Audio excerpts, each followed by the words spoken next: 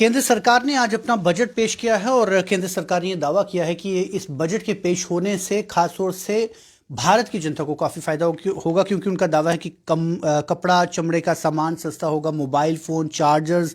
हीरे की ज्वेलरी सस्ती होगी और इसके अलावा कई तरह के दावे किए गए हैं। और ख़ास तौर से प्रमुख तौर से जो उन्होंने कहा है कि किसानों को इसका फ़ायदा होगा। इसके अलावा 5G सेवा का जो ट्रायल्स है वो इस बार जो स्पेक्ट्रम है उसकी सेल जो है वो इस साल शुरू होगी। और प्रमुखता तौर से जो बात उन्होंने की है वो की है क्रिप्टो करेंसी को लेकर। क्रिप्टो करेंसी को लेकर अभी तक भारतवर्ष में जितने भी लोग इसमें इन्वॉल्व होना चाहते हैं वो काफ़ी ज़्यादा असमंजसता में है कि आखिर क्रिप्टो करेंसी को किस तरह से यहाँ पर अवेलेबिलिटी मिल पाएगी या किस तरह से गवर्नमेंट जो है वो उसे एक्सेप्ट करेगी। हालांकि जब क्रिप्टो करेंसी को एक लीगली स्टैंप लगेगी तो वो स्टॉक मार्केट का ही हिस्सा उसे होना पड़ेगा। आखिर किस तरह से इसकी परिभाषा और किस तरह का इसका परिदृश्य हो सकता है, इसी विषय पर चर्चा के लिए मेरे साथ अजय कपूर जी जुड़ चुके हैं जो कि शेर खान जम्मू आउटलेट्स के डायरेक्टर है। इन्हीं से जानेंगे कि आखिर यदि क्रिप्टो करेंसी को लीगली एक स्टैंप दी जाती है या फिर उसको एक आकार देने की कोशिश की जाती है, क्या वो स्टॉक मार्केट से जुड़ा हुआ है या किस तरह से लोग अपने बिजनेस ट्रेंड में उसे भी एक जगह जो है वो दे पाएंगे। सबसे पहले अजय जी आपका स्वागत है।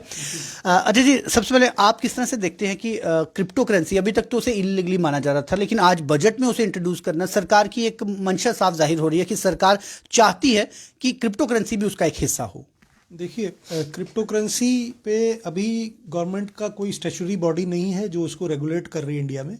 उसको आज भी इलीगल ट्रेड ही माना जाता है। लेकिन कहीं ना कहीं क्योंकि उससे वेल्थ क्रिएशन हो रही है, कंट्री में लोग पैसा कमा रहे हैं, तो गवर्नमेंट इसका चांस नहीं छोड़ना चाहती कि अगर लोग उस पर पैसा कमा रहे हैं, जिस तरह बाकी सब पैसा कमाने पे वो टैक्स चार्ज करती है तो उस पर भी वो टैक्स चार्ज करे। हाँ, ये बात एक कन्फ्यूजन क्रिएट करती है कि एक तरफ तो गवर्नमेंट ने उसको रेगुलेटरी किसी भी बॉडी के नीचे नहीं रखा है, कोई स्टैट्यूटरी बॉडी उसको रेगुलेट नहीं करती है, हम उसको लीगल नहीं मानते हैं, हम उसको का ट्रेड लीगल नहीं मानते हैं, तो इसलिए उन्होंने कहीं ना कहीं उसको जो 30% के टैक्स की स्लैब है उसको एक विंडफॉल गेन कैटेगरी में डाल के ही उस पर टैक्स लेने की कोशिश करी है ताकि गवर्नमेंट को कहीं ना कहीं से एक रेवेन्यू का सोर्स बने। और साथ में जैसे उन्होंने एक ये भी अनाउंसमेंट करी है कि हम लोग RBI का एक क्रिप्टो करेंसी का स्वरूप रुपए को दे के अगले साल में मार्केट में लेके आएंगे। तो वो अभी जितनी भी 6000 क्रिप्टो करेंसीज पूरे वर्ल्ड वाइड में अनरेगुलेटेड मार्केट में चल रही हैं, उनको इंडियन गवर्नमेंट ने पब्लिक डोमेन में रखा है, उस पर डिस्कशंस चल रही हैं, उसको कैसे रेगुलेट किया जाए, उनको बैन किया जाए, उनको साथ में चलाया जाए, इन सब पे अभी सारा का सारा जो फील्ड है ओपन है। हाँ, ये ज़रूर वो चाह रहे होंगे कि अगर हम लोग GST कमाना चाहें, हम लोग STT कमाना चाहें, इनकम टैक्स कमाना चाहें, तो क्यों ना हम लोग अपने रुपए का जो है उसका एक डिजिटल स्वरूप मार्केट में लाएं, लोग उसमें ट्रेड करें, वो रेगुलेटेड ट्रेड हो, लोगों का पैसा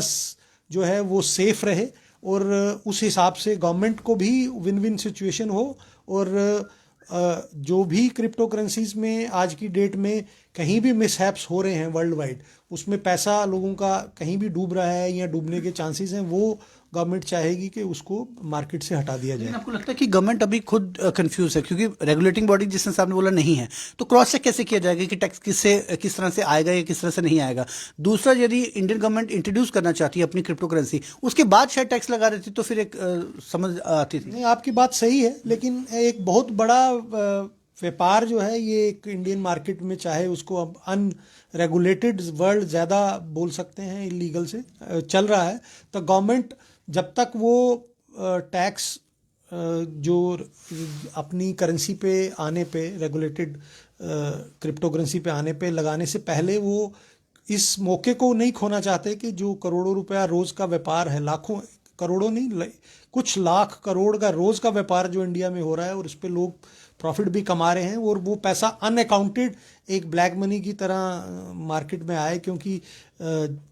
हमारी ये सरकार जो है वो ब्लैक मनी को बिल्कुल भी प्रमोट नहीं करती है और उसके सारे तरीके और ज़रिए उन्होंने बंद किए हैं। तो वो चाहती है कि अगर वो पैसा भी इंडियन मार्केट में आ रहा है तो वो भी एक वाइट मनी की शेप में आए और लोग भी उस पर टैक्स भी दें। लेकिन ये समझना चाहते हैं, अभी तक इसको इलीगल माना जाता था, तो टैक्स के दायरे में आने से उसको उस कैटेगरी से अब माना जाए कि उसे बाहर, अब यदि कोई पकड़ा जाता है तो उसे टैक्स देके वो छूट सकता है, अब उसे इलीगल कैटेगरी में नहीं। हाँ देखिए, उस डेफिनेटली हाँ, ऐसे ही जैसे मैंने विंडफॉल गेन्स कैटेगरी आपसे डिस्कस करी जिसमें ये लोग चाह रहे हैं कि टैक्स करें, तो जैसे ही लॉटरी की इनकम या कहीं एक रेस कोर्स की इनकम या कहीं एक मैचों में, जैसे भी इंडिया से बाहर क्रिकेट मैचेस या बाकी मैचेस में एक प्रॉपरली जो भी उनके लोगों के इनकम बनती है विंडफॉल गेन से, उसको टैक्स किया जाता है, तो उन्होंने उसी कैटेगरी में इसको डाल के टैक्स कर दिया गया है। क्या हमारी स्टॉक मार्केट मेंटली प्रिपेयर है इसके लिए, क्योंकि क्या इंटरकनेक्शन इनका दोनों का है? देखिए,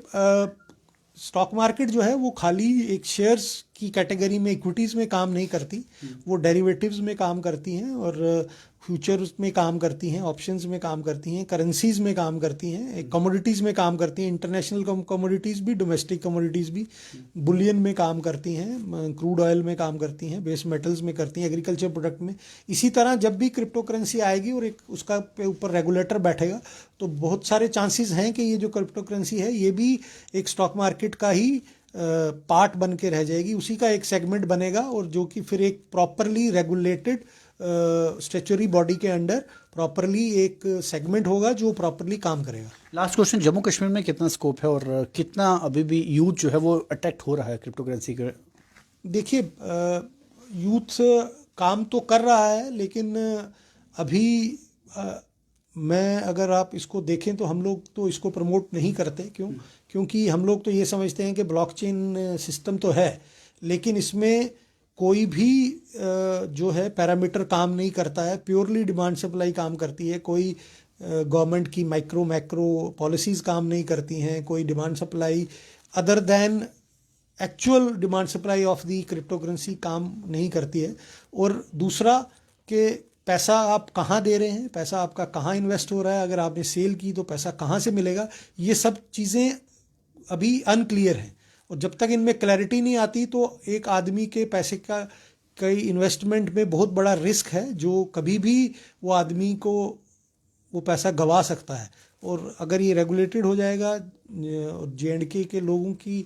इन्वेस्टमेंट भी इसमें जाएगी, इसमें ऐसी कोई बात नहीं है, लोग काम कर रहे हैं इसमें। अलग अलग सेक्शन इसमें आएगी, आपको लगता है कि स्टॉक मार्केट के उसी में से इन्वेस्टर्स जो वो डाइवर्ट होंगे? नहीं, देखिए, ऐसा नहीं है कि स्टॉक मार्केट के कुछ लोग भी इस सेगमेंट में चले गए हैं और नई इन्वेस्टर लोग भी उस सेगमेंट में डायरेक्ट भी आए हैं। तो डेफिनेटली ये दोनों पोजीशंस के लिए विन विन सिचुएशन हो जाएगी कि जो लोग क्रिप्टो करेंसी में नए एंट्री जिन लोगों ने ली हैं वो स्टॉक मार्केट में काम करेंगे, और जो स्टॉक मार्केट में ऑलरेडी काम कर रहे हैं वो भी क्रिप्टो करेंसी में काम करेंगे। बहुत बहुत शुक्रिया, थैंक यू। चलिए, इतना तो साफ है कि एक अलग बूम जो है वो जरूर आएगा, और यदि एक वेलकम स्टेप भी इसे माना जा सकता है, लेकिन अभी भी ये टेढ़ी खीर जो है वो गवर्नमेंट के लिए ज़रूर होगी, क्योंकि जब तक इसके लिए एक रेगुलेटिंग बॉडी नहीं होगी, उसके अलावा कई तरह की पेचीदगी होंगी जो अभी भी कहीं स्टॉक मार्केट को लेकर जो भारत सरकार को आती है, वही पेचीदगियाँ जो है वो क्रिप्टो करेंसी को लेकर भी आएगी, क्योंकि नया ज़माना है, नई चीज़ें हैं, नए चैलेंजेस ज़रूर होंगे। फिलहाल आप जुड़ रही न्यूज़ के साथ।